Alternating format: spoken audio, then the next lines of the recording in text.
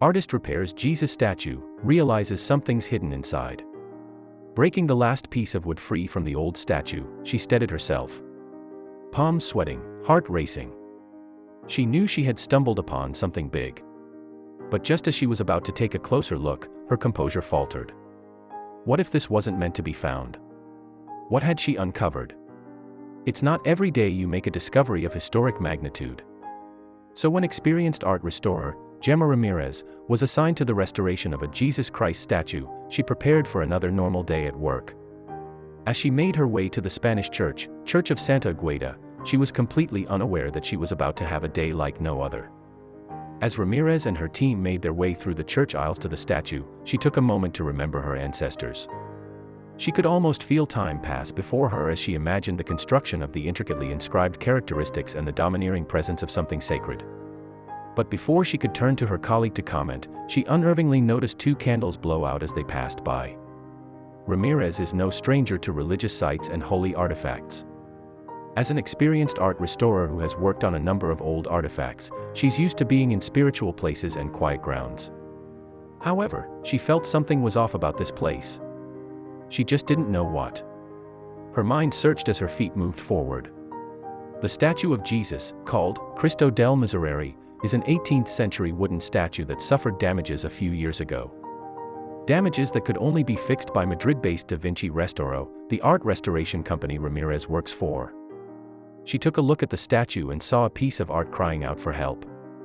Time had taken its toll on the old statue. Rusted, cracked, and dirty, Ramirez and her colleague had their work cut out for them.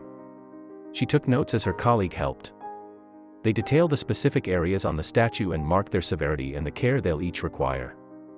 As she turns the statue over, she loses grip. Her heart drops as she steadies the statue just in time. Turning the statue on its side, she traces the abrasive curves and cracks of each segment of wood.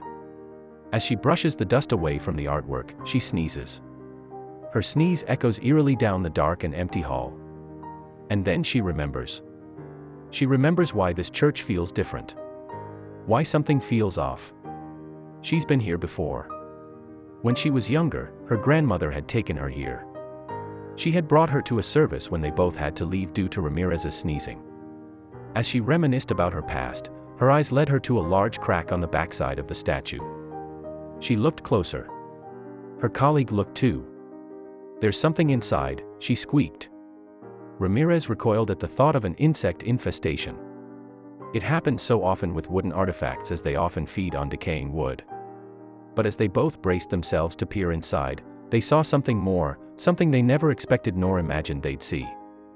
They have two choices: either they can leave it, seal it hidden within the statue, never to be found again, or they can open it. If they open it, they could reveal something that could rewrite history. Should they shine light on something that was designed to stay hidden? If they leave it, are they ignoring something that needs to be known and discovered? The fate of history was in their hands. Ramirez's heart raced as she lifted the last piece of wood from the Jesus Christ statue. Her colleague on her tippy toes by her side, eagerly peering over her shoulder to catch a glimpse of the big reveal. They desperately wanted to know what they found. After all, this statue hadn't been touched for hundreds of years, until now. Ramirez finally lifted the wooden frame to reveal their hidden mystery.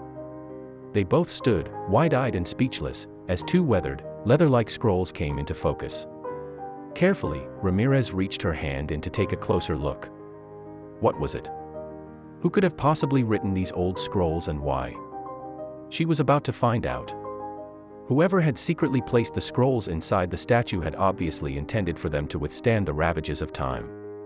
Made from vellum, a thin sheet of leather known for its endurance, the scrolls were in readable condition. If the secret message had, on the other hand, been written on paper, they wouldn't have lasted for long. Ramirez knew that the scrolls were old, but just how long had they been hidden for? The scrolls had a yellowish tinge that they had developed over many years, but when Ramirez and her team discovered just how old they were, their eyes widened in disbelief. The document of the 18th century appeared when we were dismantling the Christ of the Cross. The wood is hollow inside, and the sculptor introduced the two scrolls, which we have found, Ramirez excitedly told the Daily Mail. Although Ramirez had seen many incredible things during her time as an art restorer, she had never seen anything quite like this. In fact, this discovery was absolutely unique. After all, secret messages that have been secreted away in ancient statues don't emerge every day. So, exactly what was the purpose of the secret message, and what did it say? The scrolls date as far back as 1777 and were written by Joaquin Minguez, a past chaplain of the church.